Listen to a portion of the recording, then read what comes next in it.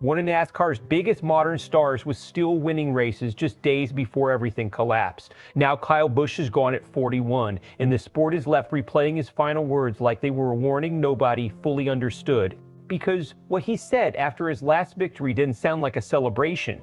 It sounded like a reflection. And in hindsight, it hits very differently. Kyle Busch picked up his final NASCAR win in the Truck Series at the EcoSave 200 just days before his death.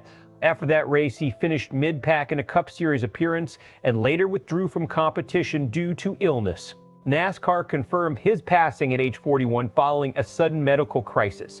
No official cause of death has been released, but reports indicate he had been battling health issues for more than a week leading up to it. This wasn't a driver stepping away from competition or fading out of the sport. Busch was still active, still competitive, and still winning in multiple NASCAR series. That alone makes this loss feel abrupt and disruptive for the entire garage. He had recently dealt with lingering health concerns, including issues reported during race weekends and medical attention requested at Watkins Glen. But even then, nothing suggested a sudden end was near. That's what makes this moment so difficult inside NASCAR. He wasn't just a veteran presence, he was still a measuring stick for younger drivers trying to prove themselves against elite competition. The real impact here goes beyond emotion. It changes the competitive structure of NASCAR.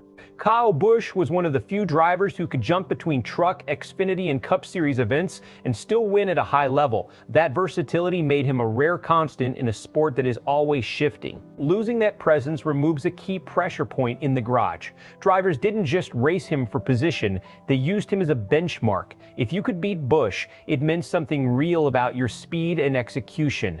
Strategically, teams also studied him because of how aggressive and adaptive he was across different cars and track types. That kind of data point is now gone.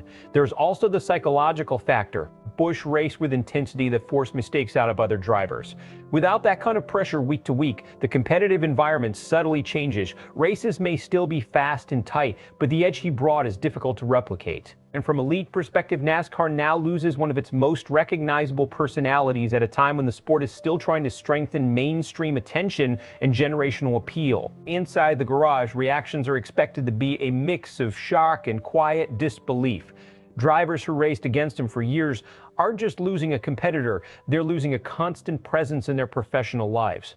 Fans are split between grief and reflection. Some are revisiting his aggressive racing style and rivalry-filled career, while others are focusing on how consistent he remained even late into his career. Media analysts are already framing this as one of the most significant emotional and competitive losses NASCAR has faced in the modern era. NASCAR turns this into a defining tribute moment. The sport honors Busch across all three national series, and his legacy becomes a rallying point for younger drivers to push harder, race cleaner, and carry forward his competitive standard. The emotional impact lingers through the season.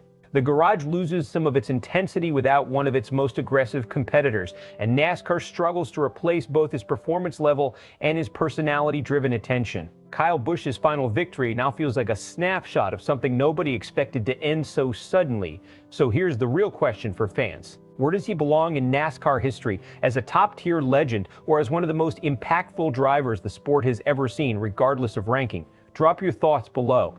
And if you want more deep breakdowns like this from across the sports world, make sure you subscribe to Sports Wire USA.